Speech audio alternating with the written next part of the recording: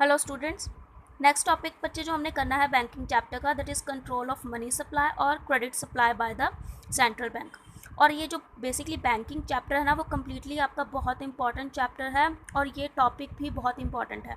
तो इसमें ये जनरली ये नहीं है कि आपको कोई भी एक टॉपिक कम्प्लीटली ही आ जाएगा। इसमें आपको शॉर्टर जो टर्म्स में भी क्वेश्चन बन के आ सकते हैं, इवन 1 मार्क में भी और 3 मार्क्स में भी और 6 मार्क में भी। क्लियर? तो ईच एंड एवरी पॉइंट जो है आपने कम्प्लीटली फोकस होके करना है। तो अब देखो, हम अपना जो टॉपिक है स्टार्ट करते हैं कि कंट्रोल ऑफ मनी सप्लाई, कि कैसे जो सेंट्रल बैंक है वो हमारी मार्केट में, हमारी इकॉनमी में जो सप्लाई है मनी की, उसको कंट्रोल करती है। क्लियर? तो इसमें बेसिकली बच्चे दो आपकी क्लासिफिकेशंस होती हैं। फर्स्ट वन है क्वांटिटेटिव और सेकंड वन है क्वालिटेटिव। क्लियर? जो बेसिकली अब इसको हम वन बाय वन जो है करते हैं। इन्हीं इंस्ट्रूमेंट्स को यूज़ करके या जो आरबीआई है वो क्या करती है, आपका इन्फ्लेशन और डिफ्लेशन को कंट्रोल करती है। ठीक है? इन्फ्लेशन, आपको आई होप पता ही है कि इन्फ्लेशन स्पाइरल क्या होता है, कि जब महंगाई बहुत ज़्यादा हो जाती है। ठीक है? और डिफ्लेशन क्या होता है, जब आपकी इकोनॉमी क्या है, बिल्कुल डाउन चली जाती है। क्लियर?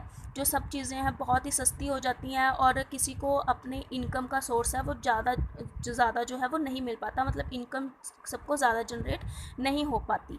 क्लियर? मनी वैल्यू बहुत ही कम रह जाती है। तब कौन सा सिचुएशन आता है, डिफ्लेशन। और डिफ्लेशन मार्केट के लिए बहुत ही बुरी है। लाइक अब जो आपकी सिचुएशन चल रही है कोरोना वायरस के कारण, वो कौन सा पीरियड चल रहा है, आपका डिफ्लेशन पीरियड चल रहा है। क्लियर? अब देखो बच्चे, सबसे पहले हम क्वांटिटेटिव मेजरमेंट्स करते हैं। अब देखो, क्वांटिटेटिव मेजरमेंट्स कौन से होते हैं, वो इंस्ट्रूमेंट्स होते हैं जो फोकस करते हैं आपकी ओवरऑल सप्लाई ऑफ मनी की, आपकी सप्लाई ऑफ मनी कैसी है। तो ये बेसिकली जो क्वांटिटेटिव इंस्ट्रूमेंट रिलेट करती है ना, वो आपकी देखो क्वांटी है, मतलब क्वांटिटेटिव मतलब ये आपका मनी से, रेट से जो है डील करती है। ठीक है ना? इसमें हम जनरली बैंक रेट्स की बात करेंगे, रेट्स की बात कर लेंगे, जैसे कोई कितना इंटरेस्ट रेट आरबीआई चार्ज करती है, कितना, बेसिकली मनी टर्म्स में चीज़ों को हमने इसमें देखना है। क्लियर?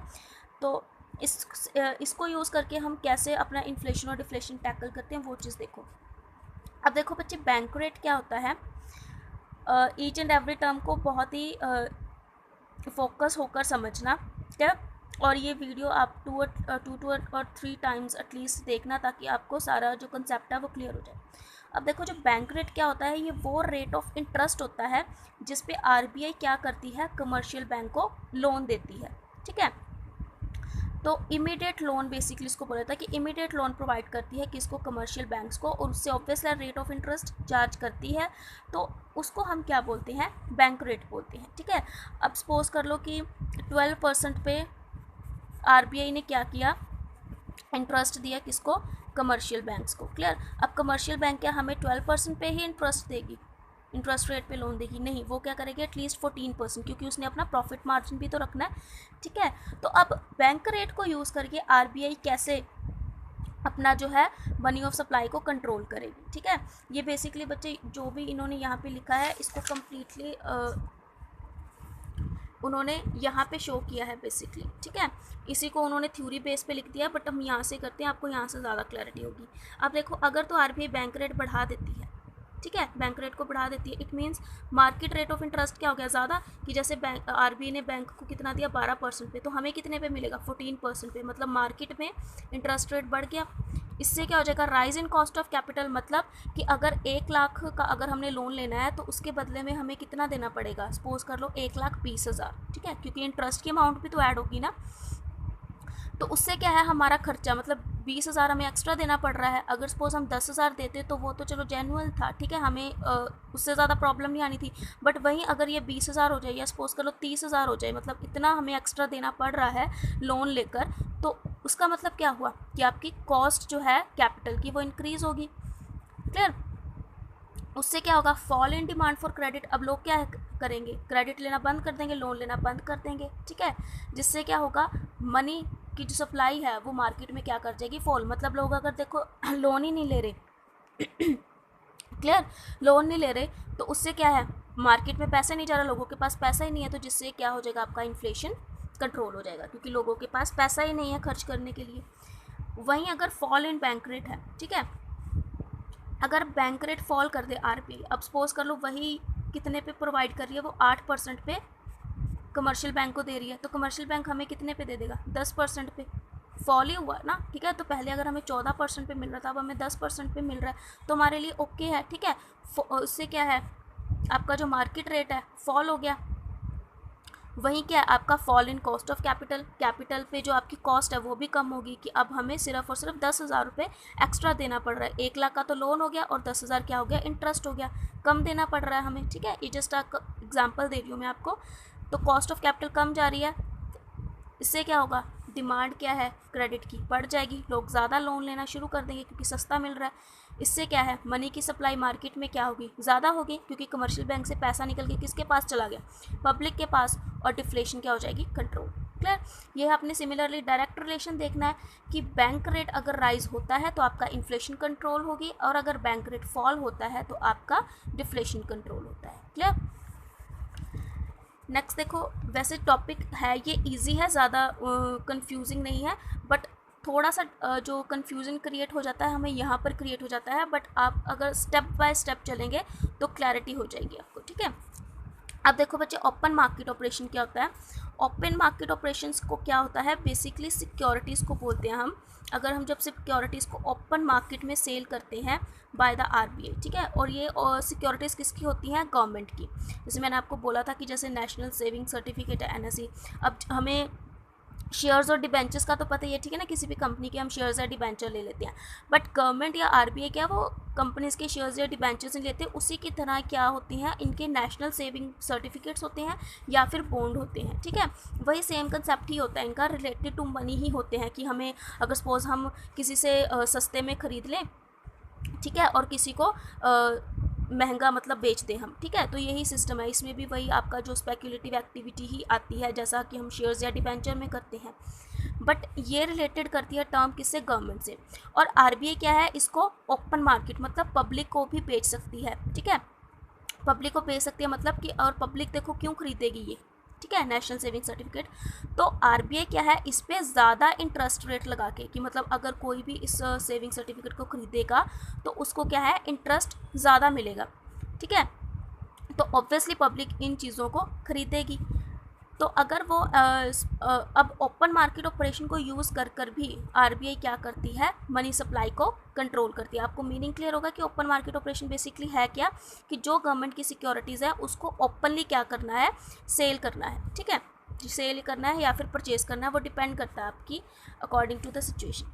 अब देखो, अगर तो सिक्योरिटी सेल कर रही है आरबीआई, ठीक है, मतलब लोगों से पैसा चला गया, लोग खरीद लेंगे उसको, तो वो क्या कर रही है, सोख कर रही है लिक्विडिटी, मतलब लोगों से पैसा ले रही है अपने पास, and lead to a fall in cash reserve of the commercial banks. Clear. या तो वो कमर्शियल बैंक को भी बेच सकती है या फिर पब्लिक को। इससे क्या होगा, जो उसका कैश रिजर्व है, जो कैश कमर्शियल बैंक के पास पड़ा होगा, वो क्या है, फॉल कर जाएगा। उससे क्या होगा, जब पैसा कमर्शियल बैंक्स के पास ही नहीं रहा तो क्रेडिट क्रिएशन क्या हो जाएगा, ऑटोमेटिकली फॉल हो गया, कि वो लोगों को अब पैसा नहीं दे सकता। तो fall in more supply, supply क्या है, फॉल हो जाएगी, अब हम लोगों को पैसा नहीं दे सकते, जिससे क्या है, इन्फ्लेशन आपकी कंट्रोल होगी, ठीक है। वहीं अगर सिक्योरिटीज़ अब परचेज़ कर लेती है आरबीआई, क्लियर, तो उससे क्या होगा, परचेज़ करेगी तो ऑब्वियस है वो लोगों को क्या दे रही है, अब पैसा वापस कर रही है उनका, लोगों को भी और इवन कमर्शियल बैंक को भी। तो कमर्शियल बैंक के पास जब उसने कमर्शियल बैंक से नेशनल सेविंग सर्टिफिकेट खरीद लिया तो उसको पैसा दिया, कमर्शियल बैंक को जब पैसा दिया तो कैश रिजर्व किसके पास आ गया, कमर्शियल बैंक के पास, ठीक है। कैश रिजर्व मतलब उसके पास कैश अब ज़्यादा आ गया, जिससे क्या है, अब वो लोगों को ज़्यादा क्रेडिट प्रोवाइड कर सकता है कमर्शियल बैंक। अब ज़्यादा क्रेडिट प्रोवाइड करेगा तो मार्केट में सप्लाई ज़्यादा बढ़ेगी मनी की, और डिफ्लेशन क्या है आपका कंट्रोल हो जाएगा, मतलब लोगों के पास पैसा ज़्यादा आ गया है। ये चीज़ याद रखो कि जब आप सिक्योरिटी सेल करोगे आपका इन्फ्लेशन कंट्रोल होगा, जब आप सिक्योरिटीज़ परचेज करोगे आपका डिफ्लेशन कंट्रोल होगा, ठीक है। और बेसिकली इसकी 2 टाइप्स ऑफ मार्केट ऑपरेशंस होती हैं, एक होता है आउटराइट और एक होता है रेपो। क्लियर। आउटराइट होता है मतलब कि इस पर आप कोई भी गारंटी नहीं लेते हो, आरबीआई कोई गारंटी नहीं लेती, अगर एक बार उसने सिक्योरिटीज़ बेच दी तो वो आप परमानेंट ही उस पर्सन के पास ही रहेगी जो गवर्नमेंट है उसको या फिर जो आरबीआई उसको रीपरचेज नहीं करती, ठीक है, उसको हम आउटराइट बोलते हैं। और रेपो का मतलब होता है जब उसमें वो रीपरचेज या रीसेल ऑफ सिक्योरिटी मेंशन होती है कि मतलब हम इस चीज़ को रीपरचेज भी कर लेते हैं, जैसे अब ये वाला केस है, ठीक है। बट आउटराइट में एक बार अगर आरबीआई ने उसको सेल कर दिया तो वो सेल पर्पस पे ही रहेगी, ठीक है। देन देखो बच्चे आपका आता है दैट इज़ रेपो रेट। अब रेपो रेट क्या होता है, थोड़ा सा डिफरेंस है रेपो रेट और बैंक रेट में। रेपो रेट भी एक तरह का लोन ही होता है, बट ये होता है फॉर द शॉर्टर पीरियड, ठीक है। सिर्फ शॉर्टर पीरियड के लिए हम क्या है लोन जब देते हैं कमर्शियल बैंक को तो उसको क्या कहते हैं, रेपो रेट कहते हैं, ठीक है। तो बट इसमें क्या होता है कि by buying the government securities in open market, but इसमें एक क्या होता है आप बोल सकते हो कि एक सिचुएशन दी होती है जिसमें क्या होता है कि आपने जो गवर्नमेंट की सिक्योरिटीज़ को क्या करना है, परचेज़ करना है, ठीक है। तो इसको इसलिए हम इसको रीपरचेज रेट भी बोलते हैं, रेपो रेट भी बोलते हैं कि इसमें रीपरचेज एग्रीमेंट भी होता है, दोनों पार्टी साइन करती है, कमर्शियल बैंक्स भी साइन करती है और आरबीआई भी, कि ऑन अ गिवन रेट या फिर गिवन प्राइस पर इसको क्या है हम रीपरचेज भी कर लेंगे, ठीक है। जैसे ये वाला केस था रेपो रेट वाला कि अगर जो आरबीआई है, ठीक है, उसको शॉर्टर पीरियड पे एक तो लोन देगी, साथ में ये कंडीशन भी रखेगी कि आप क्या है गवर्नमेंट की सिक्योरिटीज़ खरीदोगे, ठीक है। गवर्नमेंट की सिक्योरिटीज़ खरीदोगे तो आरबीआई क्या करती है, साथ में रीपरचेज एग्रीमेंट भी रखती है कि इस सिक्योरिटी को हम दोबारा से रीपरचेज भी कर सकते हैं, ठीक है। तो इसलिए हम इसको क्या बोलते हैं, रेपो रेट भी बोलते हैं, क्लियर। तो ये भी बेसिकली इंटरेस्ट ही होता है आपका, क्लियर, जो आरबीआई किसको देती है, कमर्शियल बैंक्स को, सॉरी जो कमर्शियल बैंक्स हैं, ठीक है, वो किसको पे करते हैं, आरबीआई को पे करते हैं, जो रेपो रेट होता है, क्योंकि लोन यहाँ पे कौन ले रहा है, कमर्शियल बैंक्स ले रहे हैं। तो इसमें देखो वही सेम चीज़ बोली है कि in other words the RBI issue a loan check to commercial bank by buying from them the security loan, जो उनको सिक्योरिटी लोन जो है उससे जब अगर वो परचेज़ करती है तो उनको क्या है लोन बेसिस पर, वैसे जनरली क्या करते हैं अगर हम गवर्नमेंट की सिक्योरिटी खरीदेंगे तो पैसा देंगे, बट आरबीआई यहाँ पे क्या कर रही है कि जब उससे सिक्योरिटीज़ वापस लेगी तो उनको क्या प्रोवाइड करेगी, लोन चेक, मतलब लोन प्रोवाइड कर देगी उनको, ठीक है। तो ये क्या है, एक एग्रीमेंट होता है बेसिकली रीपरचेज ऑफ सिक्योरिटीज़ का बाय द कमर्शियल बैंक, और pre determined rate and pre determined price जो भी उनका डिसाइड होता है, क्लियर। देखो ये चीज़ दोबारा देखो कि आरबीआई जब क्या करेगा, कमर्शियल बैंक को जब उसने लोन देना होगा तो वो डायरेक्टली लोन नहीं देगा, वो क्या करेगा, उससे सिक्योरिटीज़ बाय करेगा, ठीक है। उसके बदले में उसको क्या प्रोवाइड करेगा, लोन चेक प्रोवाइड करेगा, ठीक है।